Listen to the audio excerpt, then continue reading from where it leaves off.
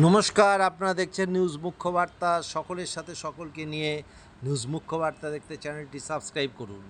ত্রিপুরার রানীর বাজারের বিনায়ক সামাজিক সংস্থার উদ্যোগে এবারে স্বল্প পরিসরে গণেশ বন্দনার আয়োজন করা হয়েছে। ভয়াবহ বন্যা পরিস্থিতির কথা মাথায় রেখে এবারের গণেশ বন্দনা স্বল্প পরিসরে করার সিদ্ধান্ত নিয়েছে গণেশ পূজা কমিটির সদস্যরা।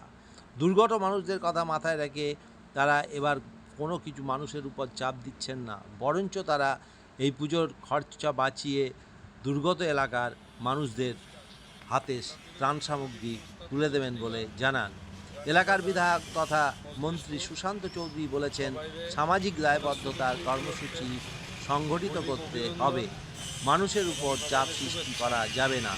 আর আয়োজকরা বিধায়কের কথা কাজ করেছে। এদিকে বিধায়ককে বন্যা কবলিত মানুষের জন্য বিভিন্ন সামগ্রী বিতরণ করছেন। এই পুজো কমিটির তরফে জানানো হয়েছে তারাও সামাজিক দায়বদ্ধতা থাকায় সেবামূলক কর্মসূচি গ্রহণ করেছেন। পুরো রিপোর্ট আমরা রানীর বাজার মজলিশপুরেও অনেক বন্যা ক্ষতিগ্রস্ত হয়েছে, অনেক মানুষের বাড়িঘর ধ্বংস হয়েছে, বাড়িঘর নিয়ে গেছে।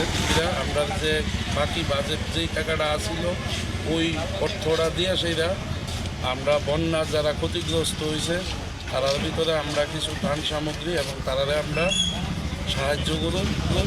এটাই আমরা এই বছরের প্রয়াস, আমরা এই সামাজিক কাজ।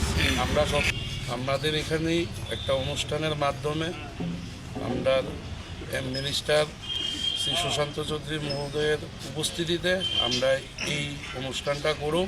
বিনায়ক সামাজিক সংস্থার বিরুদ্ধে একটা অপপ্রচার হইতেছে যে এসডিএম পারমিশন দিচ্ছে না দিকে পূজাটা ছোট করে করা হইতেছে।